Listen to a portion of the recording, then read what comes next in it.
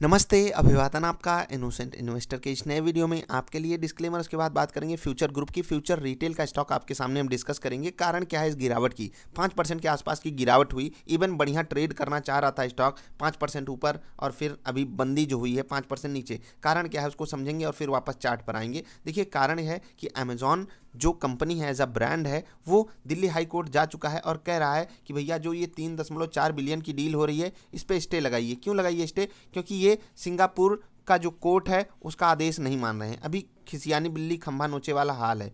कैसे समझिएगा, सेबी ने अप्रूवल दे दिया, अमेजॉन ने वहाँ पर जाकर डंका बजाया था, भैया भैया हाँ ये फ्यूचर ग्रुप को डील मत करने दीजिए। सेबी ने अप्रूवल दे दिया, एनएससी बीएससी ने अप्रूवल दिया, ठीक है। अब उसके आगे हम बढ़ते हैं। हमको सीसीआई का भी पहले से अप्रूवल मिल चुका था। उसके बाद अब भैया जिसको पैसा लगाना है यानी कि रिलायंस इंडस्ट्री, वो पहले ही पैसा देने के लिए तैयार खड़ा है। अब जो आखिरी चारा बचता था अमेजॉन के पास वो जाकर अपना रहे हैं, हाई कोर्ट में आए हैं। अब इसके बाद भी चारे बचे हैं, ऐसा नहीं है कि हाई कोर्ट ही आखिरी चारा है। हाई कोर्ट में आकर कह रहे हैं भैया देखो इस डील पे रोक लगाइए क्योंकि ये सिंगापुर कोर्ट की अवमानना कर रहा है। मैंने आपको पहले भी ये चीज़ बताई हुई है कि सिंगापुर कोर्ट का आदेश यहाँ पर मान लेना ये महज एक मतलब होता है ना कि मैं ऐसे ही चलो मान लेते हैं, आपने कहा हम मान लेते हैं, लेकिन कोई यहाँ पर ऐसा नहीं है कि आपको मानना ही पड़ेगा। आई होप आप बात को समझ गए होंगे। और उसी के लिए अमेजॉन केस कर रहा है दिल्ली हाई कोर्ट में कि भैया केस कर दिया है कि ये आदेश नहीं मान रहे हैं, इसलिए इस पे स्टे लगा दीजिए। यहाँ पर आप चीज़ें पढ़ सकते हो। रिलायंस के साथ जो डील हो रही थी, अब ये जो हो रहा है उसको मैं सिचुएशन के तौर पे आपको समझाने की कोशिश करूँगा। और यहाँ पर जो ये कहानी बन रही है ना, चार्ट पर जो ये तांडव हमको देखने को मिल रहा है ना, इसके पीछे कहानी क्या है? लालच। किसकी लालच? पहले तो फ्यूचर ग्रुप के पास जो चारा था वो था कि वो अमेजॉन के पास जाएं या रिलायंस के पास जाएं। और जैसा कि फ्यूचर ग्रुप ने कहा था कि कई बार, 1 2 3 नहीं उससे भी ज़्यादा बार अमेजॉन के पास गए, भैया पैसा हमें दे दो, पैसा हमें दे दो, पैसा हमें दे दो, पैसा हमें दे दो। लेकिन अमेजॉन सोचा कि भैया इतना पैसा हम क्यों दें, ये तो 2-4 हज़ार करोड़ वाली कंपनी हम इनको देना चाहते हैं। उतने में ही अमेजॉन काम निकालना चाहते थे। लेकिन जब फ्यूचर ग्रुप ने देखा कि यहाँ से हमको भाव नहीं मिल रहा, रिलायंस के पास गए। रिलायंस ने बोला 25,000 करोड़ के आसपास ले लो और हमें बेच दो अपना रिटेल बिजनेस। फ्यूचर ग्रुप खुश, रिलायंस खुश, अमेजॉन को तकलीफ बढ़ गई। अब यही तकलीफ है जो अमेजॉन को मजबूर कर रही है हर कदम पे इनके लिए रोड़ा अटकाने की। अब समझिएगा बात, कहाँ कहाँ नहीं गया अमेजॉन। सेबी के पास गया, हर जगह मतलब हर जगह लेटर लिखा गया। हाई कोर्ट में भी केस अलग से चल रहा था। हाई कोर्ट में फ्यूचर ग्रुप के पक्ष में फैसला आया, सेबी ने भी देखा, फ्यूचर ग्रुप के पक्ष में फैसला किया, हर जगह से। लेकिन दिक्कत यही है ना कि जब आप एक लीगल प्रोसेस में जाते हो ना, जैसे कि एक कहावत है, मतलब आप लोगों में से भी बहुत से लोगों के पास ये अगर बैकग्राउंड होगा थोड़ा सा विलेज टाइप का, तो आपको एक कहावत देखने को मिलेगी, भैया हर चीज़ से मतलब उलझ जाओ लेकिन कभी वकील एंड कोर्ट के चक्कर में मत पड़ो। अब जो लोग वकील हों तो वो बुरा ना मान लेंगे, बस एक कहावत है ये कि ये लोग आपको मतलब तारीख पे तारीख, तारीख पे तारीख, तारीख पे तारीख देते रहते हैं। खैर आजकल सारा प्रोसेस डिजिटल होता जा रहा है, आजकल के वकील भी काफ़ी अच्छे ईमानदार होते जा रहे हैं, तो बहुत अच्छी बात है। आप लोग भी ईमानदारी से काम कीजिए, जो भी लोग वकील साहब लोग हैं। अभी आगे बढ़ते हैं।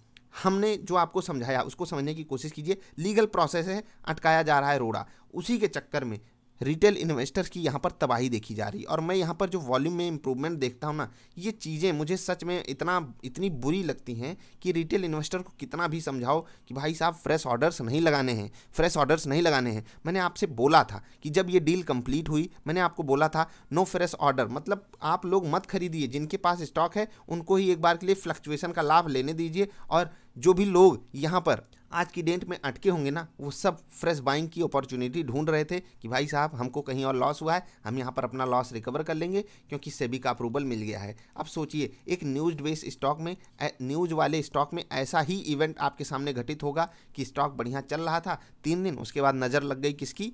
यही होता है, अमेजॉन आकर नज़र लगा दिया, आकर कोर्ट केस कर दिया। अभी सिंपली समझिए, क्या कोर्ट में अमेजॉन की जीतने के चांसेस हैं? बहुत ना के बराबर। अब अमेजॉन भले समय लगाता रहे कि फ्यूचर ग्रुप को और तकलीफ बढ़ती रहे, जो क्रेडिटर्स हैं यानी कि जो बैंक वगैरह हैं वो एकदम डंडा करके बैठे रहें, भैया हमको दो डंडा लेके फटका रहे हैं, लाओ भाई पैसा लाओ, पैसा लाओ। तो फ्यूचर रिटेल के लिए ये दिक्कत है, कर्ज धीरे धीरे बढ़ता ही रहेगा, वो तो माफ़ नहीं करेंगे। तो अमेजॉन चाह रहा है कितना भी करके इनका ज़्यादा से ज़्यादा नुकसान कराएं। इवन इनडायरेक्ट केस में अगर आप देखोगे, रिलायंस का भी यहाँ पर नुकसान है कि डील पे स्टे लग जाएगा, तो उनको भी मतलब अपने बिजनेसेस को करने में सही से एफिशिएंसी कम रहेगी। ऑफकोर्स सी बात है, आप ये बात बात समझ रहे होगे। अब बात करते हैं चार्ट की। चार्ट पर आपको क्या करना चाहिए मैंने समझा दिया। इंडिया में जो ये जंग चल रही है ना भाई साहब, अमेजॉन और रिलायंस की, इसके बीच जो फ्यूचर ग्रुप फंसा हुआ है ना, ये एज एक्सपेक्टेड था। मैंने ये चीज़ आपको शुरुआत में भी बताई हुई थी। पहली चीज़ तो आपको मैंने ये डील के वक्त ही बता दिया था कि फ्यूचर ग्रुप के साथ जो डील हुई है रिलायंस की, ये डील शेयर होल्डर्स के लिए नहीं हुई है, याद रखिएगा। क्योंकि अगर फ्यूचर ग्रुप शेयर होल्डर्स का भला चाहता तो इतना अग्रेसिव बिजनेस कभी, मतलब सोचिए कि आपका पूरा बिजनेस ही लोन पे चल रहा है, आप एक महीने का भी बफर नहीं बनाकर बैठे हो कि एक महीने अगर कुछ ना हो पाया, हम रेवेन्यू ना जनरेट कर पाए तो हमारा काम चल जाएगा, इतना भी नहीं बचा कर रखा था फ्यूचर ग्रुप, और उसी ने इनके पूरे बिजनेस को बर्बाद कर दिया। और यहीं से हमको एक चीज़ समझ में आती है कि शेयर होल्डर का भला कोई नहीं चाहता। रिलायंस जो डील कर रहा है वो आपके लिए नहीं कर रहा है, उसको एसेट चाहिए, समझ रहे हैं। अमेजॉन जो यहाँ पर इतनी मगजमारी कर रहा है वो क्यों कर रहा है, क्योंकि उसको इंडिया में अपना परचम लहराना है कि रिटेल सेगमेंट में भी अमेजॉन का एक बड़ा नाम हो जाए इंडिया में, और इंडिया इतनी बड़ी मार्केट है, उसको कोई छोड़ना नहीं चाहता है। इसलिए अमेजॉन हाथ धोकर पीछे पड़ा है। किसी भी तरीके से इस डील पे स्टे लगे, किसी भी तरीके से फ्यूचर ग्रुप को नुकसान हो, किसी भी तरीके से रिलायंस को नुकसान हो, और इनडायरेक्ट फ़ायदा उसका अमेजॉन उठाता रहे।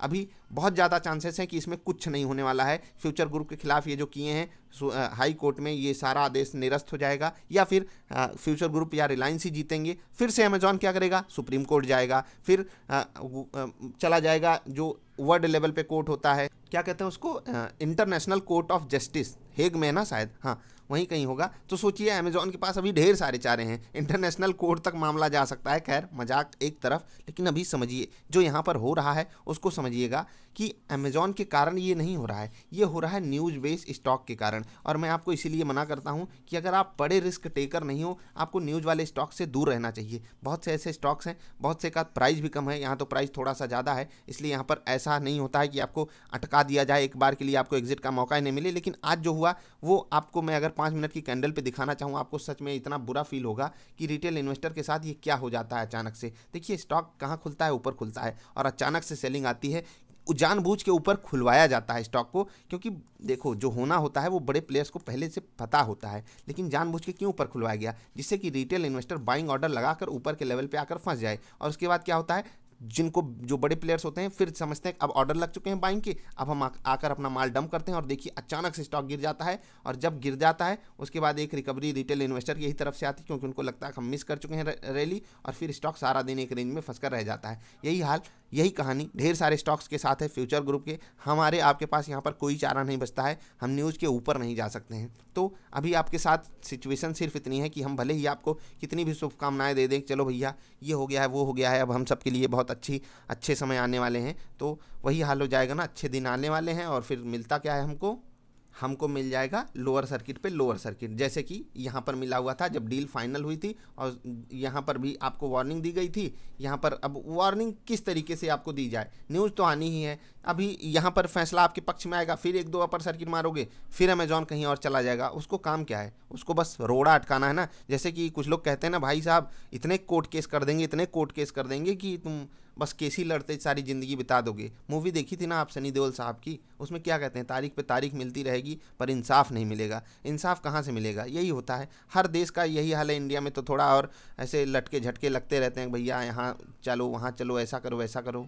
बहुत से लोगों की इस पर रिक्वेस्ट थी, और मुझे पता है कि बहुत से लोग इसमें फ्रेश एंट्री करके फंसे हुए हैं, तो उन लोगों को मैं अब नहीं समझाना चाहता, क्योंकि मैं कई बार आपको ये बातें बता चुका हूँ कि ऐसे स्टॉक से आपको दूरी बनाकर रखनी चाहिए। जिन लोगों के पास पहले से पोजीशन हो, अब वो रिस्क लेना समझ चुके हैं, उनको पता है कि स्टॉक कितना बड़ा फ्लक्चुएशन दिखाता है, अटकेगा फिर ऐसे भागेगा, देख लीजिए यहाँ पर भागा, फिर गिरा, फिर एक रेंज में फंसा, फिर भागा, फिर अब देखते हैं रेंज में फंसेगा। अब देखते हैं कि कोर्ट का मसला कितने दिन चलता है, कैसे वहाँ पर सिचुएशन बनती है, हम आपको आने वाले समय में अपडेट करने की कोशिश करेंगे। लेकिन अगर आप हमसे एक सवाल पूछते हो कि क्या मैं आपका लॉस रिकवर करवा दूंगा, तो इसको थोड़ा सा समझिएगा। लॉस रिकवरी एक मतलब प्रोसेस है। प्रोसेस का मतलब आप समझिए कि अगर आपने इस बाज़ार में 100 रुपये गंवाए हैं, मान लेता हूँ आप 500 लेकर आए थे, आपने 100 गंवा दिए, आपको 20% का लॉस हुआ। मैं मान लेता हूँ आपको एक ही दिन में लॉस हो गया। इसको आप एक दिन में रिकवर करने के बारे में कभी मत सोचिए। आप 0.5% रिकवर कीजिए अगले 40 दिनों में। ये आपको हेक्टिक भी नहीं लगेगा, और ये आपको बहुत सारी चीज़ें सिखाएगा। इस पर फोकस कीजिए आप। लेकिन अगर आप सोचोगे कि 20% हमारा गया है, हम 20% तुरंत रिकवर करेंगे, इधर उधर शिफ्ट होकर किसी और स्टॉक में, अपर सर्किट लोअर सर्किट वाले स्टॉक में हम शिफ्ट हो जाएंगे, तो समझिए 20% गया है, 20% और चला जाएगा, फिर आपके पास रिकवरी करने के लिए 40 नहीं 50% की ज़रूरत पड़ेगी। फिर आप क्या करोगे, यही सोचिए। आराम से इसको थोड़ा सा इत्मीनान से सोचा कीजिए कि जो रिकवरी होती है, यानी कि जो आपको बाजार में लॉस हुआ है, वो एक प्रोसेस के तौर पे आपको लेनी चाहिए। लर्निंग कीजिए, अपने आप रिकवरी होती है। लेकिन अगर आप एक गलती करके दोबारा गलती करना चाह रहे हो, वहाँ पर मैं आपकी कोई मदद नहीं कर सकता। रिकवरी के लिए मैंने ढेर सारी वीडियोज़ बनाई हुई हैं, उनको देखकर आप लाभ उठा सकते हो। डील में जो हो रहा है वो मैंने आपके साथ एक्सप्लेन कर दिया। फ्यूचर ग्रुप कितना भी मतलब चाह ले कि डील उनकी जल्दी जल्दी हो जाएगी, अमेजॉन रोडें अटकाता रहेगा। लेट्स सी कि आगे क्या सिचुएशन बनती है, हम आपको समझाने की पूरी कोशिश करेंगे। अभी के लिए इतना, मिलेंगे फिर से किसी अच्छी वाली वीडियोज़ में। तब तक के लिए हंसते खेलते रहिए यार। वीडियो देखने के लिए आपका बहुत बहुत आभार। वीडियो पसंद आई लाइक कर देना, चैनल पसंद आया तो सब्सक्राइब कर लेना। Bye bye.